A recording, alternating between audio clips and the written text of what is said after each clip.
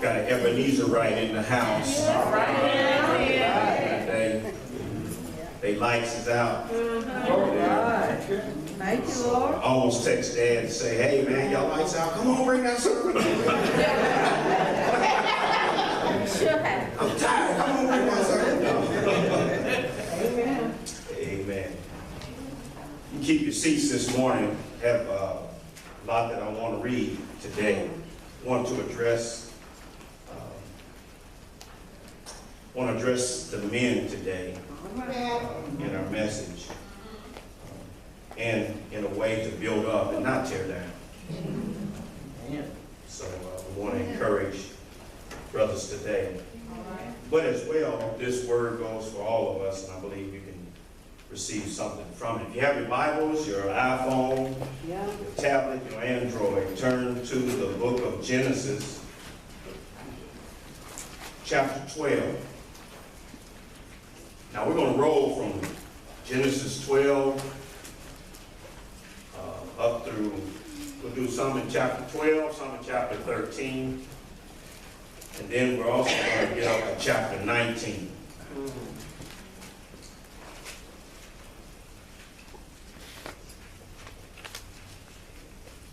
This morning I'm reading from the NIV translation, which is a little bit smoother in reading, but just hear the word of the Lord. Genesis 12,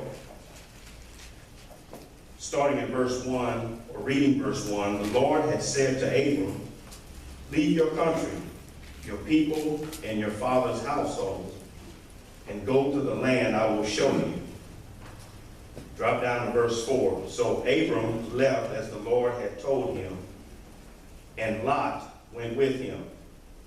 Abram was 75 years old when he set out from Haran. He took his wife Sarai, his nephew Lot, all the possessions they had accumulated, and the people they had acquired in Haran. They set out for the land of Canaan, and they arrived there. Abram traveled through the land as far as the site of the great tree of Morah at Shechem. At that time, the Canaanites were in the land. The Lord appeared to Abram, and he said, to your offspring I will give this land. So he built an altar there to the Lord who appeared to him. From there he went on toward the hills east of Bethel, and he pitched his tent with Bethel on the west of Ai on the east. There he built an altar to the Lord and called on the name of the Lord. Go to chapter 13, verse 1. So Abram went up from Egypt to the Negev with his wife and everything he had, and Lot went with him. Abram had become very wealthy in livestock and in silver and gold. From the Negev, he went from place to place until he came to Bethel, to the place between Bethel and Ai, where his tent had been earlier, and where he had first built an altar. There Abram called on the name of the Lord. Now Lot, who was moving about with Abram, also had flocks and herds and tents, but the land could not support them while they stayed together. Their possessions were so great that they were not able to stay together. And quarreling arose between Abram's herdsmen and the herdsmen of Lot. Canaanites and the Perizzites were also living in the land at the same time. So Abram said to Lot, let's not have any quarreling between you and me, or between your herdsmen and mine, for we are brothers. Is not the whole land before you? Let's part company. If you go to the left, I'll go to the right. If you go to the right, I'll go to the left.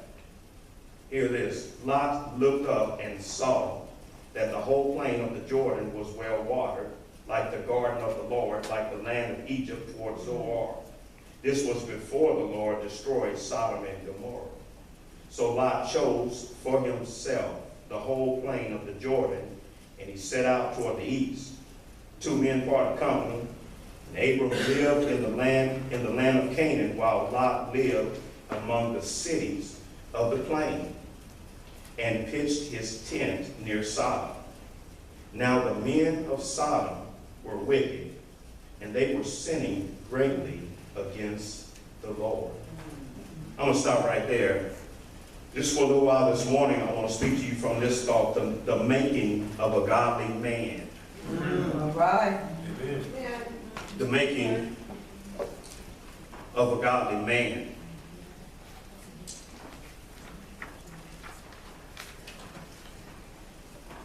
Godly men make strong families. Amen. Amen. Godly families make strong churches. Godly churches, let me say it this way, godly churches make godly communities. Godly community can make a godly county. Let's just say it this way, a godly county can make a godly state. But it all begins with a man All right. or a person choosing to be a godly person. By godly, I'm by no means talking about perfect. All right. Because if you've been around any while and if you've read your Bible at all, you've seen some imperfect people that are in the Bible. But God works on the imperfect All right. to make us perfect, not in our own walk and way, but of course in his own sight. But the importance is a godly man makes a godly family. Godly family makes a godly church, and a godly church makes a godly community. And if anything we need right now is the presence of God in our community. Amen. This text is about Abram and Lot, and that's what we're going to talk about today, these two. Primarily Lot, but we're going to kind of contrast them a little bit, but look at Lot. I'll probably do more talking to you than I'll do preaching today. Because I'm not being male chauvinistic, but it starts with us men. I don't apologize for that. And really, if I wanted to cower in it, I would never say it. But the responsibility lies upon a lot of us, not a lot of us, all of us men. Yes. Here, okay, this ain't in the notes, so y'all bear with me. Adam and Eve.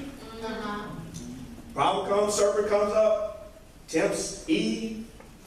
But the text says Adam was right there with her.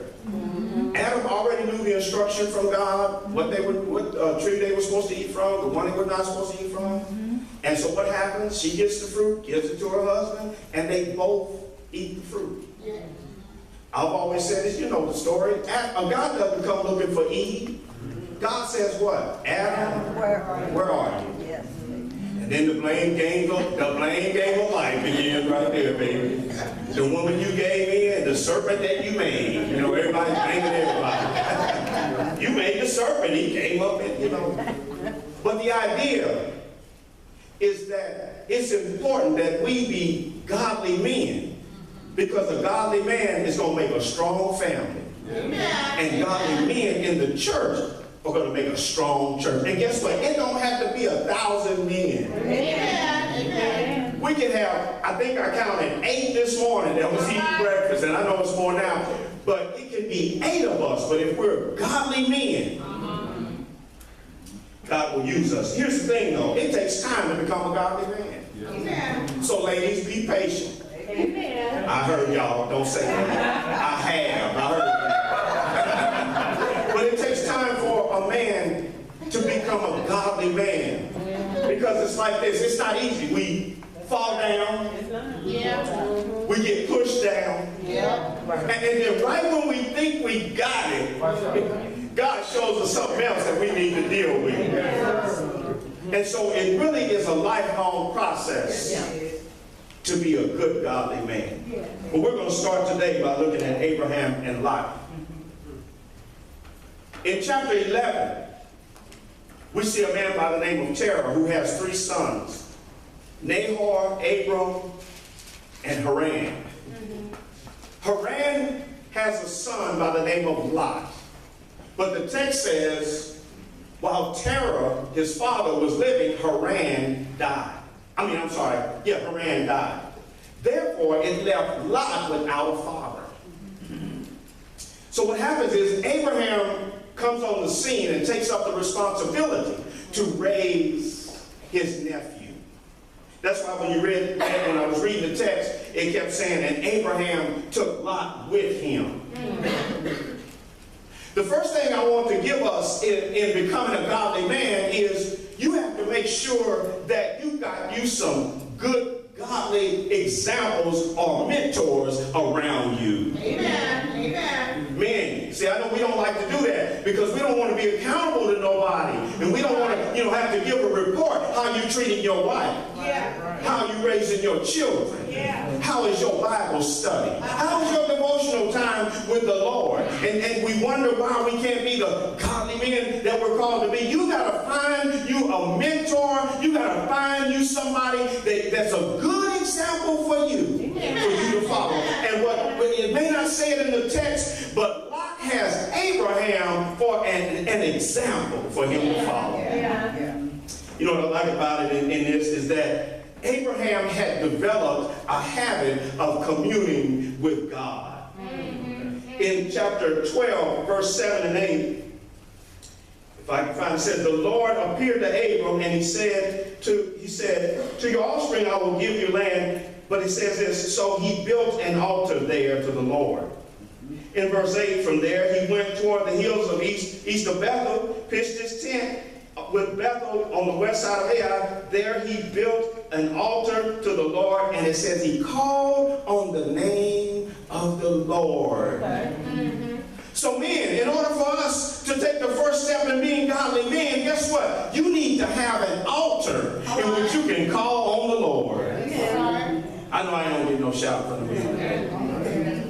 It ain't necessarily something you set up in the corner of your house, but the idea is that you purpose in your heart and in your mind that you're going to seek God first for yourself, and you're going to seek God for your family. Amen. And so what Abraham does is he gives Lot this example. Every time Abraham is moving along and he pitches his tent, it says he makes an altar to the Lord so he can commune with him.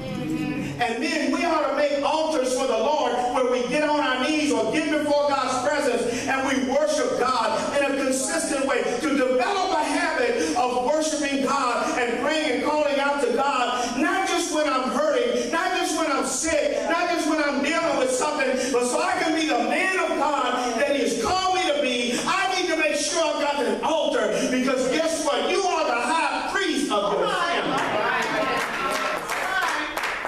Whether you live with your kids or not has nothing to do with it. It's the idea of God working in and through and on you. And when you do that, guess what? It's going to trickle out. There's going to come a day when you're with your son or you're with your daughter, and they're going to be able to see a change that is in you. And it ain't because of some legalistic rules that you've been keeping, but you've been at the altar with God. You've been talking to God. You've been fellowshipping with God that you might be a better man of God. So first, you got to develop an altar. It says Abraham built an altar wherever he went. Abraham built an altar. Ladies, build an altar. Children, build an altar wherever it is. Wherever you can get before God. You got 5 kids and there ain't no peace and quiet nowhere. I understand. Go in the bathroom. Lock the door. Sit on that throne. Get with God. I say it jokingly, but get with God. Okay. You know, there's nothing wrong with your family seeing you on your knees, if you can get on your knees. Nothing wrong with your children and your wife seeing you crying out to God. Nothing wrong with you saying when something happens in the household, you say, come on, we're going to pray about it. And I know you're fearful and you wonder what you're going to say and you wonder how you're going to stop worrying about all that kind of stuff. Just talk to God. And ladies, don't you talk about you. That ain't how you pray. Don't you have boys?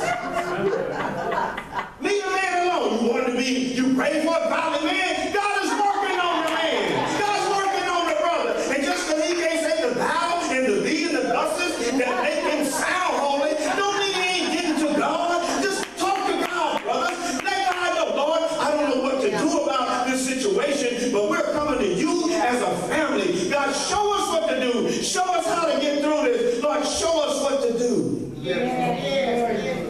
So, it involves having a good godly example or having a good mentor. And here it is. He's got Abram. Now, it's not a guarantee that you're going to turn out to be a godly man, but I guarantee you this. You're going to remember a lot of the examples that you've seen. So let's say Abram. Think about your own life. Maybe you can think of some spiritual father, some spiritual person that you can exemplify. There's some example that you have that you remember about a man or a woman. Yeah. Always talking to God. Yeah. Here's another thing.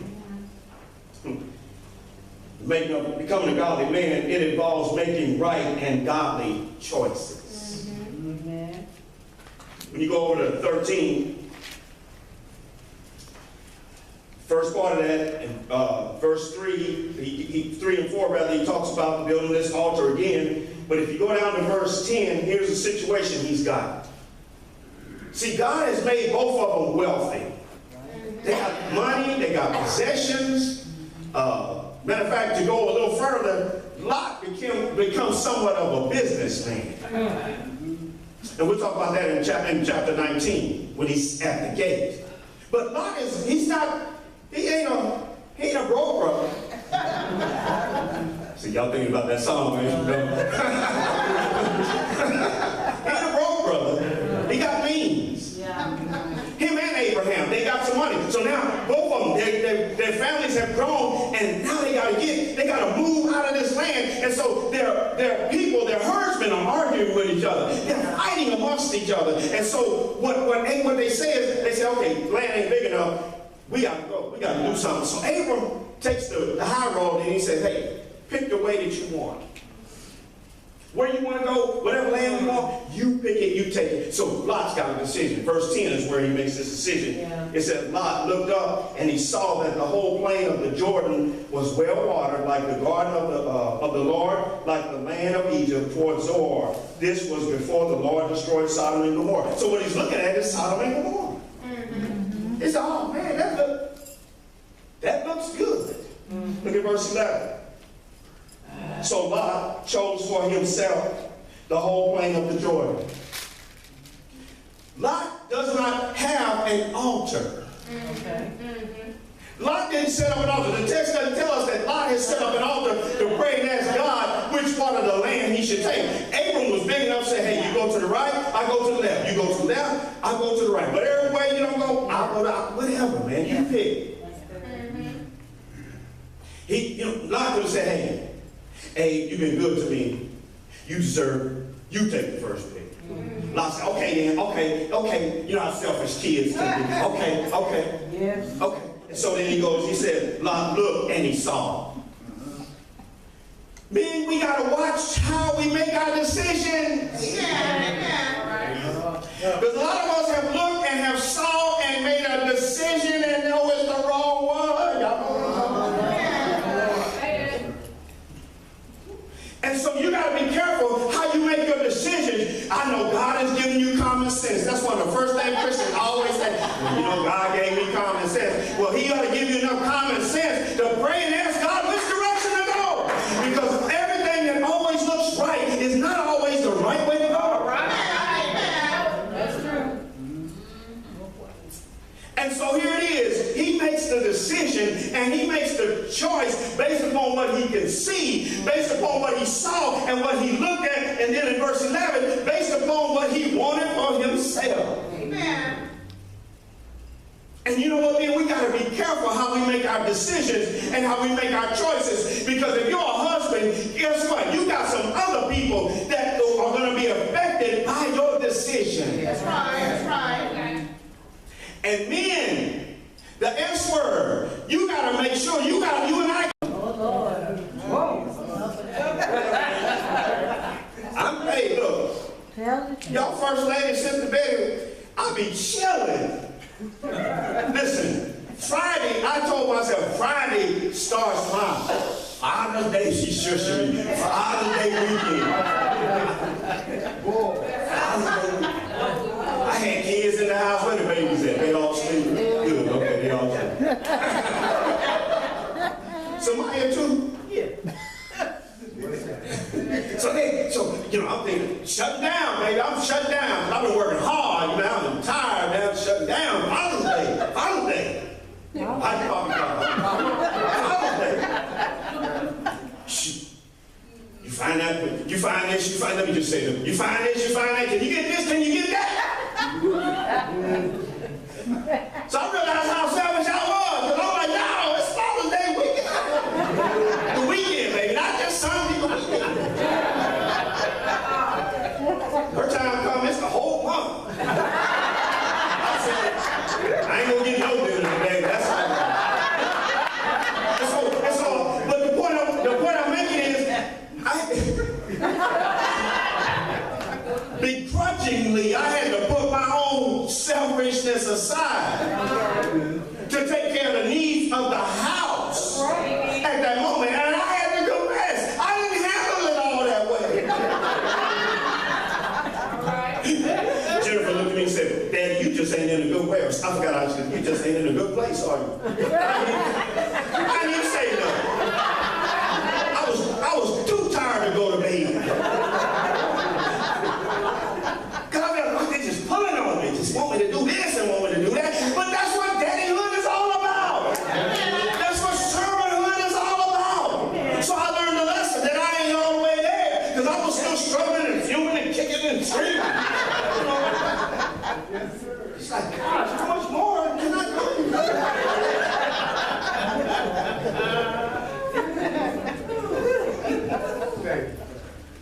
So the decision he makes becomes a selfish one. And often then when we're selfish, we wonder why our wives are not happy.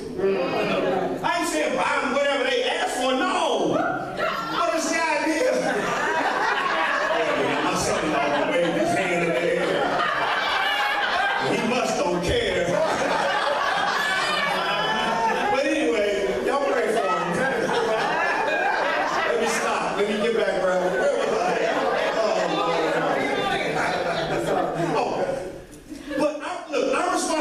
Is to make sure they have, what they need. That's right. And sometimes that's going to go against what you and me be wanting. But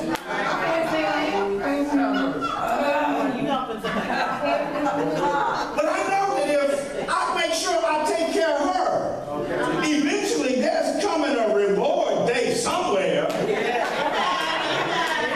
Not that I do it just for that, but eventually when you do good, when you serve your people, when you serve your children, when you serve your wife, when you're unselfish and you're no longer looking out for your own interests, but the interests of others, guess what? You're going to be blessed because God, because of his selfishness, said, I want that because that looks good, and I want this because the culture over there offers that. And what he did was he made the wrong choice and the wrong decision. But here, all in all, Sodom and Gomorrah, yeah, it's bad, but guess what?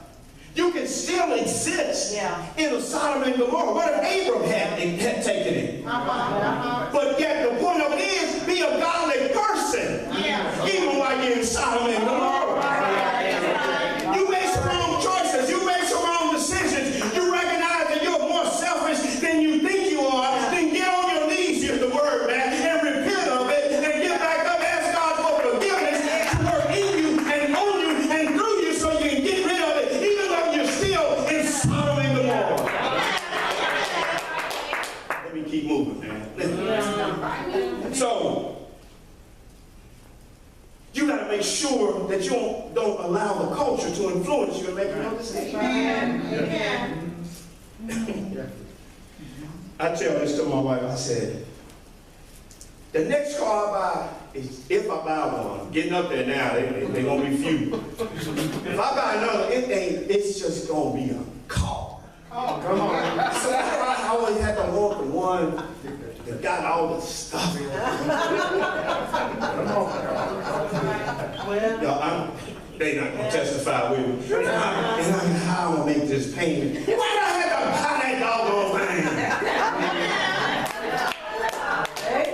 I'll put myself out there. I know Tuba was all broke down. But you know, and I was worried about, I need something to get around in the snow. And so I need another 4-wheel drive. And so I buy a Jeep. right. And it didn't even snow.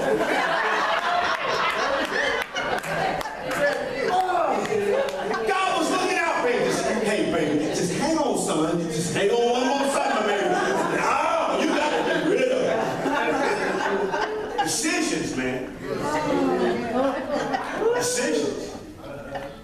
So you got to make sure you don't just look at what you see and what you want, and then, boy, what they going to think of me? Boy, they going to say you broke. That's what they All right. They gonna say he broke. I seen him. Yeah, he riding the shoe. Did you get in? I drove by. I saw the gas light on. He ain't got no gas. And the point I'm making is we got to be careful that we don't let the culture dictate to me how to make my decision. Man, I sure wish I had it to do all over again. Amen. That's okay. I learned at 56. But the point is, don't let it shape you. Oh, so what you don't have Right. a new suit? So what you don't have a new dress? That's right. So what you can't get your hair done every week? Thank God something natural is coming back. Oh, that's what I don't know now. And all I know is natural. All he did was pick it out. You ain't got to pay nobody.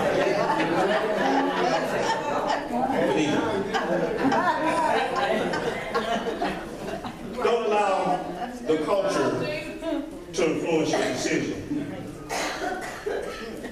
Man.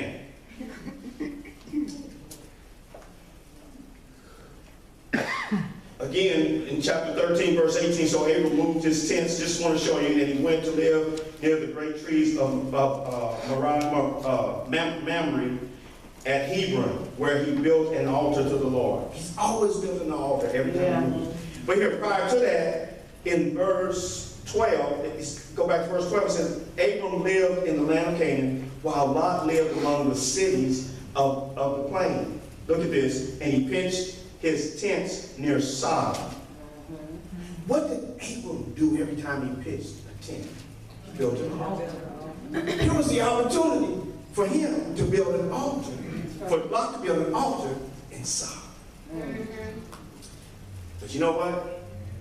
Lot didn't want to have nothing to do with no church stuff. Lot didn't want nothing to have to do with no God stuff. I'm just kind of reading this. Because it doesn't express that. That was a custom where they would do it. They set up this altar. But Lot said, no, I'm chilling because I don't need God because I've got all this. And you know what? I was talking in the barbershop yesterday. Sometimes I think people outside the church think that the church is irrelevant. And maybe it is some churches, maybe because of what they're doing inside the church. I don't know. But the idea, what I mean by that is that they say, I can take it or leave it. Because they know for nothing that I can't get out here. Look at my car. My car is better than the preachers. My car is better than the deacon. My car is better than the church. I seen them church members going around with the shoes all around. Ain't none of y'all got to run over shoes. Y'all ain't got to run over shoes. But the word said, I can do better than that. Why should I go to church? Lot said, here I am in Sodom. Why do I want to build an altar? I've done this all on my own. Don't you fool yourself. Because it will not last. Because here, let's move on. Let's look at what happened. Let's go to chapter 19.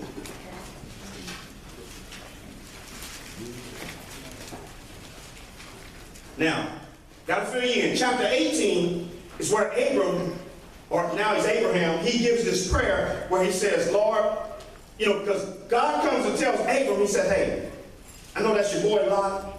I know he's over there, but I need to give you a heads up. Hey, we can really deal with Sodom and Gomorrah over there. So, hey, check it out.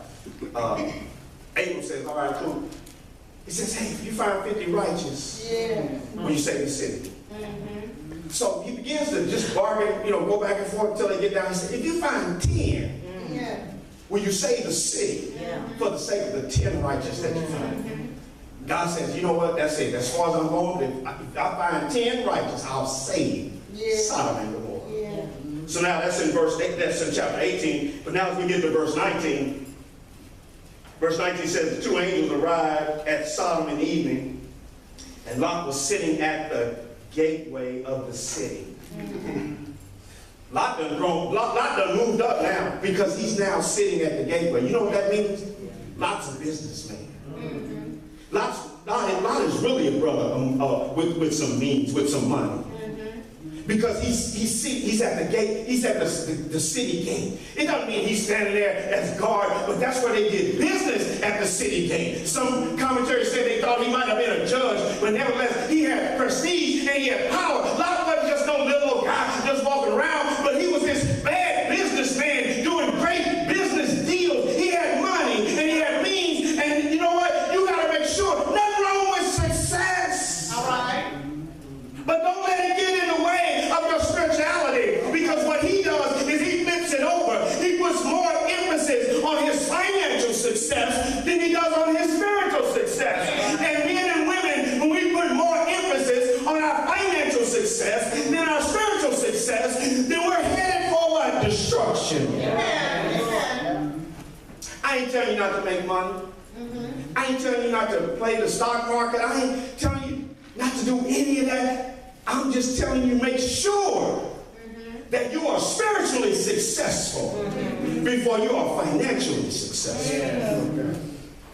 And a lot of us, what we do is put God on the back burner. I can't tell you what to do, but you just ought to have some standards when it comes to making financial decisions. Amen. Amen. As it relates to God. Amen. I got to put a plug here. Board wouldn't let me leave out here not talking about some money, giving money. Oh, y'all got quiet on me right there. Oh, ain't he through yet? No. Financial success. You know what? It just takes money. That's right. That's right. These fans ain't running because we praise the Lord. These fans ain't running because KCP announced that Pastor McNeil's a good man. They running because money had to pay for the electricity. That's right. You know why you cool up in here? Takes money. But when you don't give, All right. let's get quiet. Because we'll focus on our financial success and then forget all about the church. That's right. God bless me here. Have to pray for him and get a job here. You know, I was telling a couple people last week, I kind of got fed up to hear. I had a message. I'm not going to tell you what the message was. I had a message on the phone in there, and so they were asking questions about our church. And remember I told y'all last week, it wasn't a good day? I was frank last night. In other words, I'm going to be frank with you. Yeah. And so I thought they was going to come by and visit. And I had all the nerve in me that after they asked me a jillion questions about the church, I was going to ask them some questions about that. What kind of church member they were. Don't get quiet. Do you give? Do you come to Bible study? Are you a faithful giver? Y'all got quiet, man. Y'all. But I thought, man, they gonna put me up, let me see everything, I believe what you do, this, that, and the other, and I can't ask you, do you give? Right. What's your area of ministry that you want to serve? Do you just want to come here and get your ears tickled? Yeah. Or you come to help us build the kingdom? Right. See, we think now don't get me wrong, I wasn't going to do that, but I sure had it all in me to do it. Because I thought, man, people will come and you gotta meet this standard, but then when you ask them, where are you? Right. That's right. Yeah. Amen. They want us up here. They want this kind of pastor. They want this kind of church. They want this kind. Well, I want this kind of church member. All right. Love me anyway. Okay, I'm sorry. Y'all fed me too much sugar.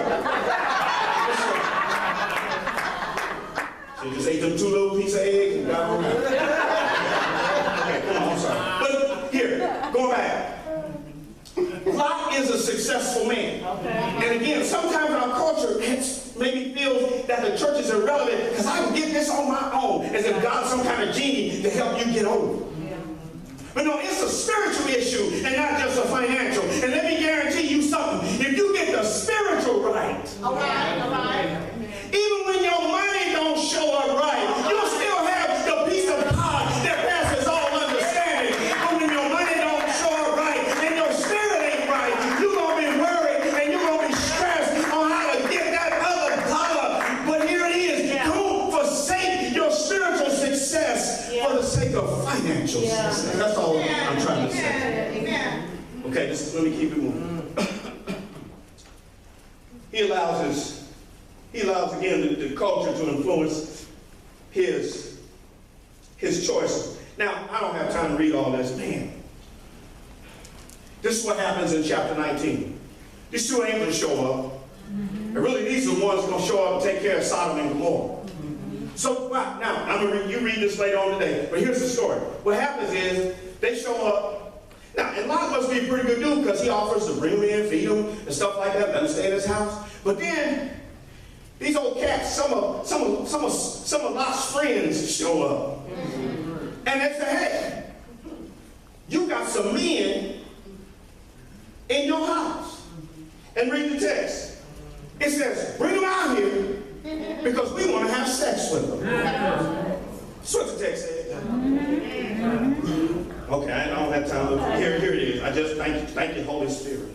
I can just see these little numbers. Before they had gone to bed, all the men from every part of the city of Sodom, both young and old, surrounded the house. This is Lot's house. They called to Lot, where are the men who came to you tonight? Bring them out to us so that we can have sex with them. Verse 5, chapter 19.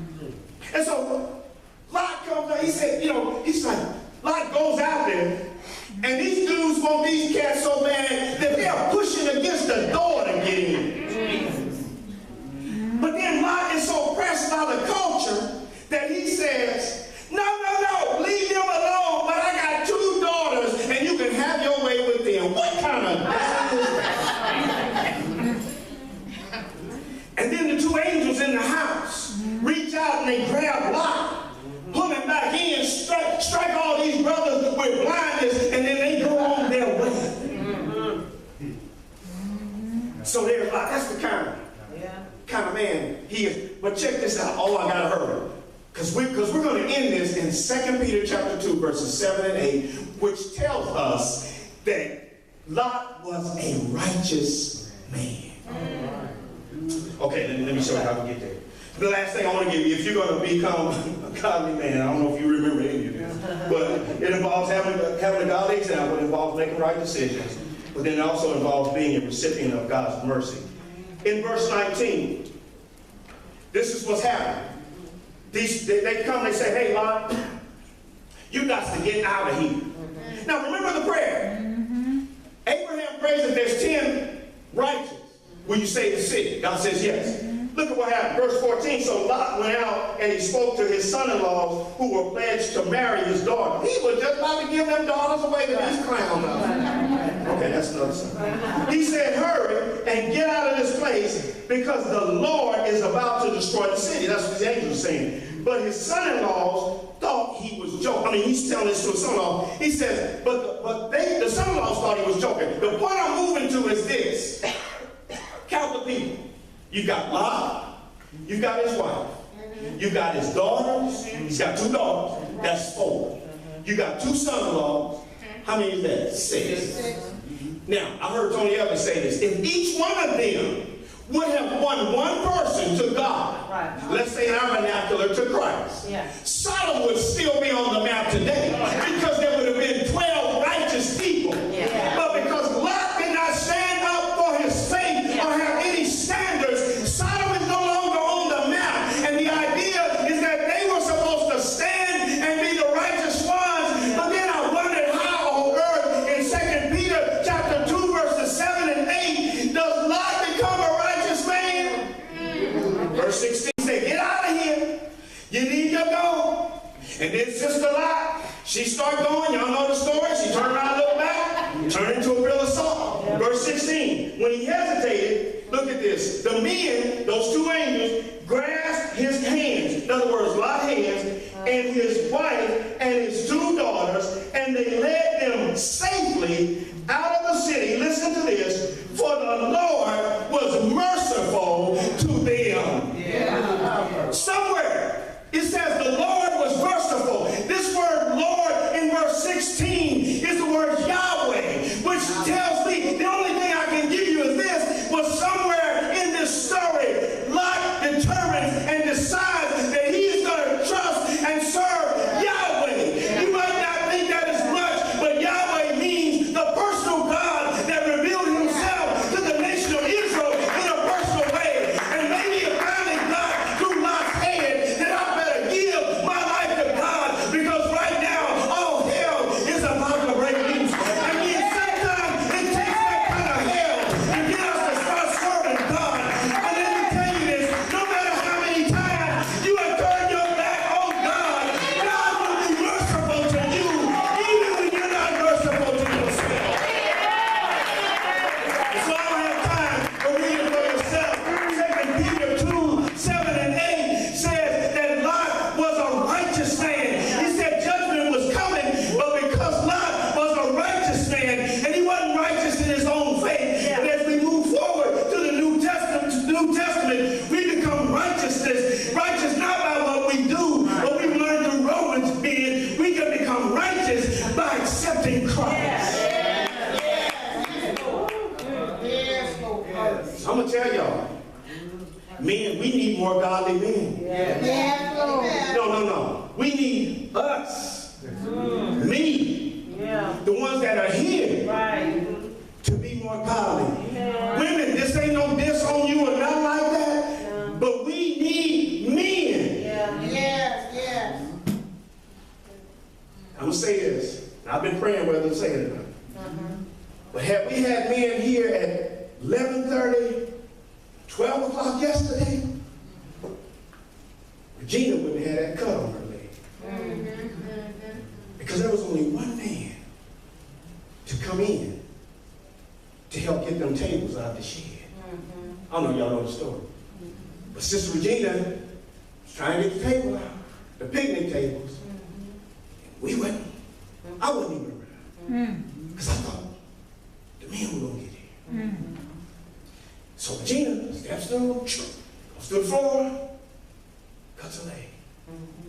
Oh, so sorry, Regina. But here, check it out. Because let me show you how effective it is when men do come together. Okay. All right. Because I ain't beating you up on the story that we wasn't here. We just learn next time whether they ask us or not. If we know there's a function going on, ask the leader, say, hey, do you need us men to be there, or just show up anyway? But here it is. So then me and Lloyd was sitting there, and that little white tent I'm through, that little white tent was out there, and so they got it up there some kind of way, but that wind come through and pulled them little stakes up out there and twisted that thing around, and it looked like we was Darky and Toto out there. It looked like it started rolling off that place. But then all of a sudden, Mike showed up. And Jay showed up. And James showed up. And so they saw the tent all on the ground and stuff. And so then what happened? Let me give it to you in short. We got to work. Jay went in the shed and found some stakes. We found the string and we moved it to the side. And so what we began to do was they began to stake it down. But men started working together. And what they did was they staked it down. So when by the time some of y'all got here, y'all hadn't seen the fight. Y'all hadn't seen the blood and the sweat that all the men, when we finally got together, got that tent up so you could sit under the cool shade and eat your ribs and eat your hot dogs.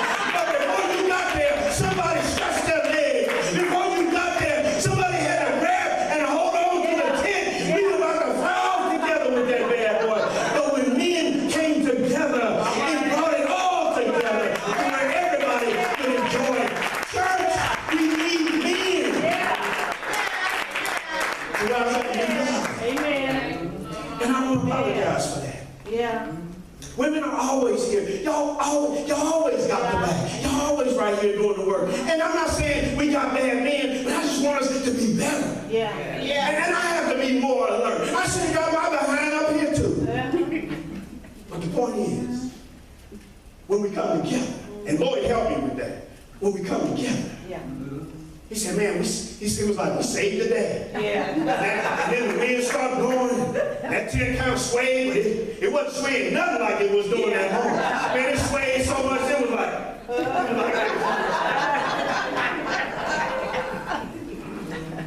we put them brothers came up there. Jay hammered them steaks down to China. We like, man, just was trying to pull them up, and I said, all right. On my back, y'all gonna be fragile. I can't do that. Come on, I'm through. Sorry. Bless you for your patience. Father's Day, man. Be encouraged. I ain't jumped on it. But I mean, I gotta be alert. To challenge us as men, and I gotta lead back there. Yeah. Amen. To set up an altar in my house. To pray with my kids, even though they're grown. Pray with my wife. My decisions can be based upon just what I want. But it's what's for the benefit of the kingdom of God and for my family. And then when I'm screwed up, when I'm messed up, I gotta rely upon the mercy of God. No matter how many bad decisions and bad choices I have made, that in the end, God will see me as righteous. Not because of what I've done. Because of what he's done for me. Father, we thank you for our time together this morning. Thank you for the word of God. Thank you. I pray, Heavenly Father, the things that are said that edify us, God, will stick to our hearts, to our minds, and encourage us as we seek to be better men of God. As we seek to be better people of God. Bless our fathers, Lord. Sometimes it's just like with Mother's Day, it's a time, I thank God for it, that we reflect on it because we need encouragement. Sometimes we don't know if we're doing the right things. We've got to make decisions, and we stand all alone in the wind sometimes. God, help us as men to encourage one another, for iron sharpens iron. Bless the women. Bless our wives. Bless our daughters. Be patient, Lord, with the men. But yet help us to grow together in the great knowledge of Jesus Christ. Lord, thank you for our day together now. We ask that you just bless the results of what has been said today. If somebody needs Christ, help them to accept him today in Jesus' name. Every head bowed, every eye closed. And it looks like we're family, but let me give the opportunity. You're here today, you don't know the Lord Jesus Christ. You've made some